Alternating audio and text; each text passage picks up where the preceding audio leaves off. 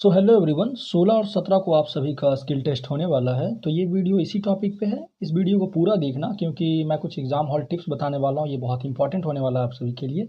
ये वीडियो उन सभी के लिए भी है जो फर्स्ट टाइम स्किल टेस्ट देने जा रहे हैं। तो काफ़ी नर्वसनेस हो रही होगी स्किल टेस्ट को लेकर, बट आपकी नर्वसनेस आपके एग्ज़ाम को और ज़्यादा ख़राब कर देगी। तो अपने आप पे थोड़ा कॉन्फिडेंस रखें, बिलीव रखें, क्योंकि आपने बहुत ही लंबा समय दिया है शॉर्टेंड को और बहुत मेहनत करी है। तो आपका ये नर्वसनेस आपके पेपर को बहुत ख़राब करेगी।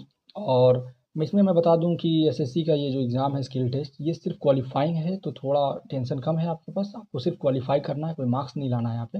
और अगर आप ग्रेड सी के लिए दे रहे हैं तो एरर की बात कर लें। ग्रेड सी के लिए आप अगर दे रहे हैं तो आपका अगर जनरल कैटेगरी से हैं तो 5% एरर आपका माफ़ रहेगा।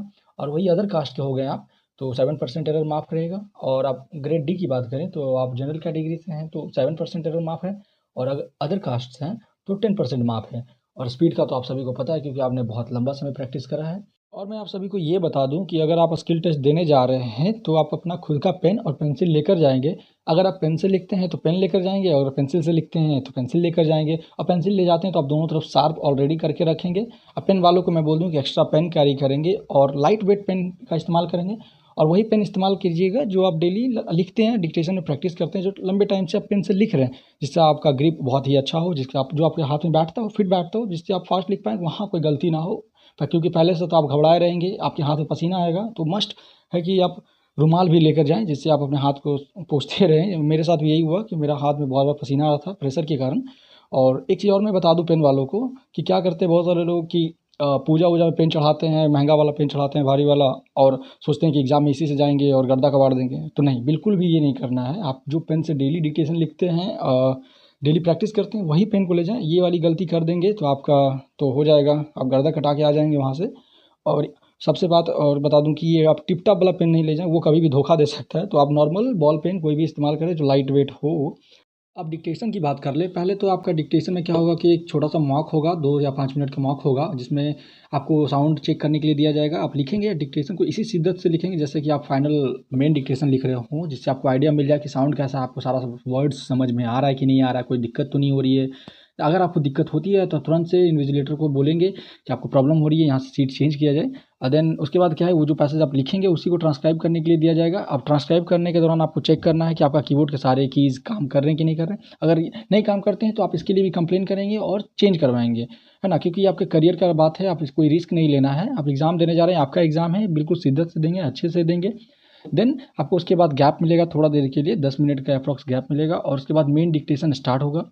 अब मेन डिक्टेशन स्टार्ट होगा, आपको बिल्कुल ध्यान से एकदम कांस्टेंट बैठना है और पूरा फोकस रखना है आपको साउंड पे।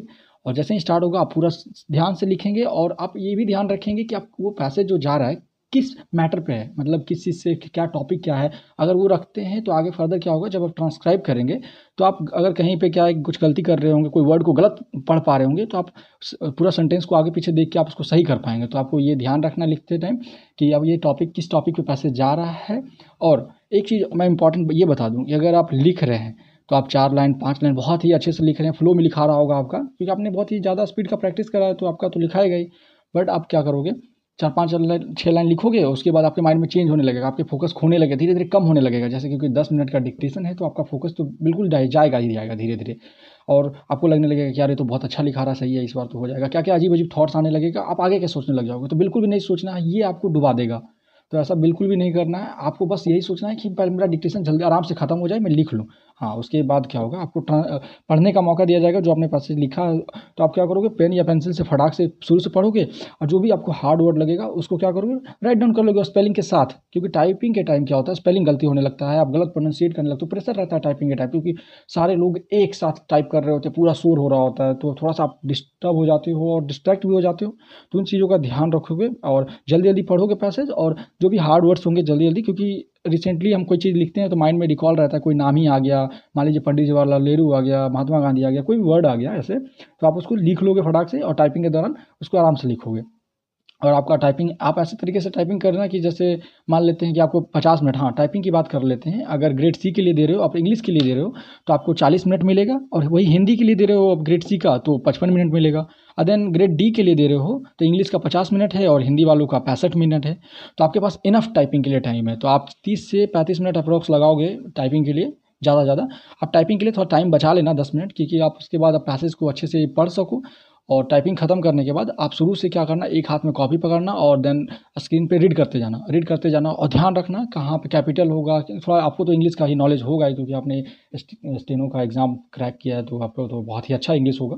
देन आप क्या करोगे, कैपिटल लेटर, फुल स्टॉप वगैरह उसी हिसाब से लगाते जाना और सेंटेंस को ध्यान रखना क्या प्रेजेंट में है, पास्ट में है। देन आप क्या होगा, वर्ब को उसी हिसाब से भी पुट करते जाओगे।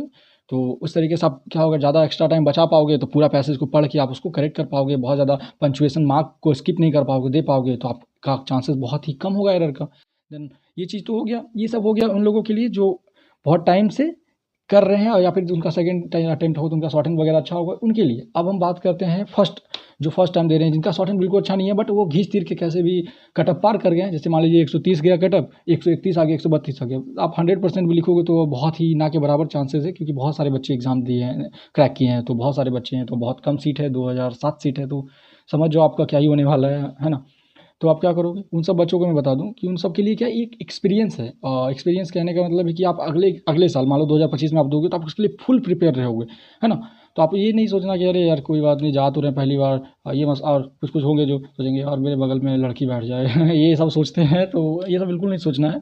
सीधा आप जाना है और अब उसी शिद्दत से देना ट्राई करना कि 100% ही दे के आए, टाइपिंग वगैरह और चीज़ों को माइंड में रिकॉल करके रखना। और आपके लिए एक्सपीरियंस है, तो आप अच्छे से उसको गेन करना कि अगले बार जो है कोई भी मिस्टेक ना हो और आप अपना 100% दे के आना, तो बढ़िया हो। तो आप सभी को मैं बस यही कहना चाहूँगा कि good luck, best of luck, बहुत ही अच्छा करके आना। आपके लिए सालों का मेहनत है, महीनों का मेहनत है, आपके घर वालों का होप है आपके पीछे, तो आप बहुत अच्छा देना, बहुत ही शिद्दत से देना एग्ज़ाम, और मेरी तरफ से बेस्ट ऑफ लक, और बस अच्छा करके आना। Thank you for watching.